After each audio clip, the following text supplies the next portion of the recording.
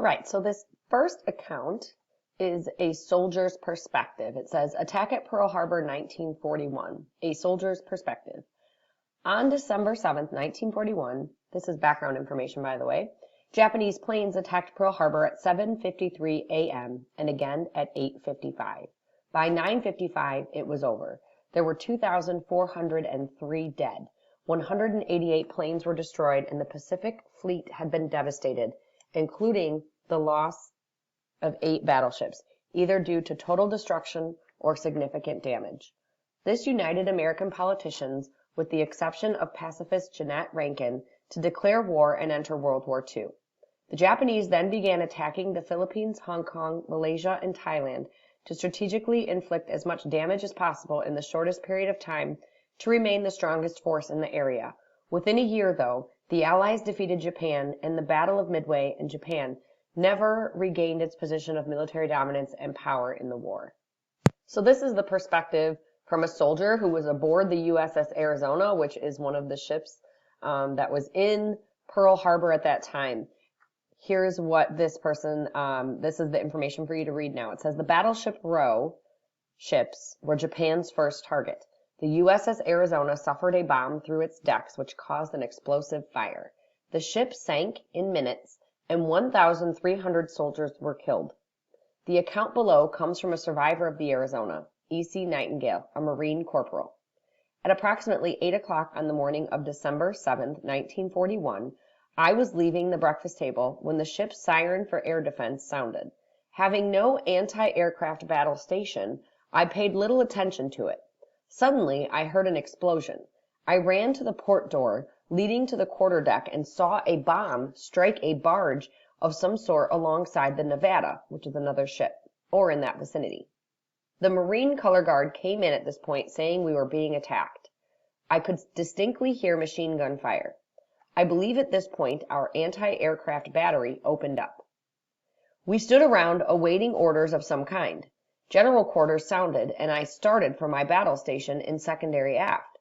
As I passed through the casement 9, I noted the gun was manned and being trained out. The men seemed extremely calm and collected. I reached the boat deck, and our anti-aircraft guns were in full action, firing very rapidly.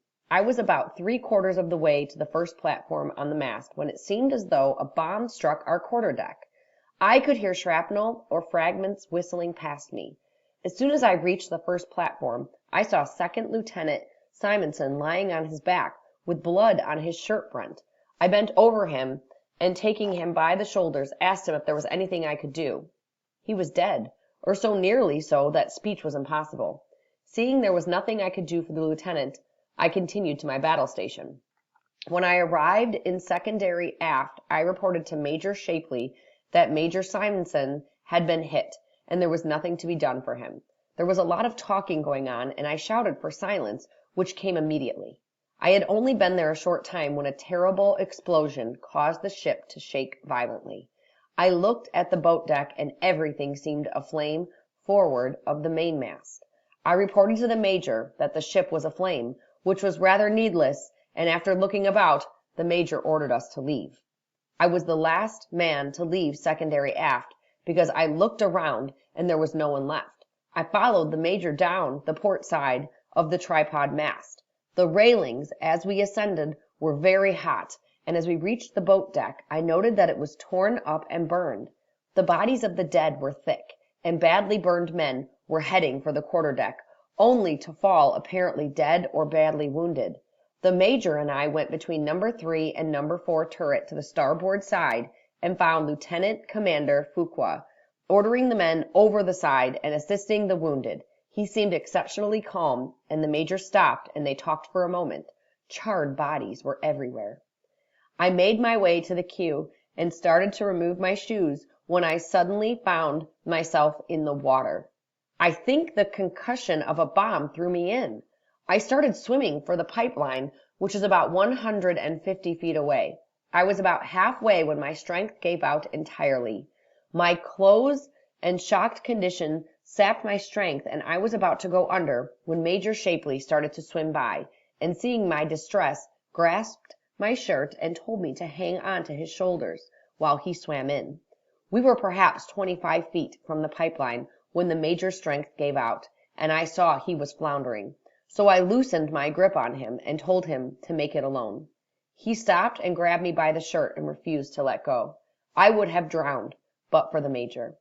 We finally reached the beach, where a Marine directed us to a bomb shelter, where I was given dry clothes and a place to rest. Here are the questions that go along with that first reading. Number 1, how and for what did Pearl Harbor unite Americans?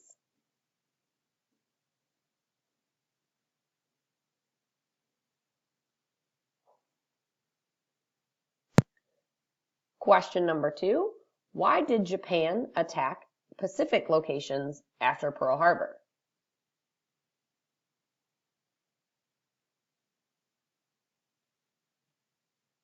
Number 3, what is the Arizona a memorial of today?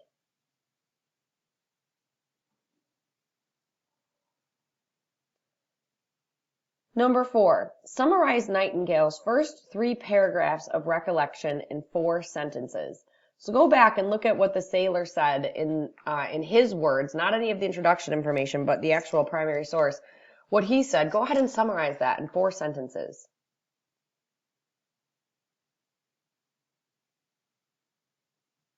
Number 5, how do you think the soldier was able to seemingly stay calm until he got to the water?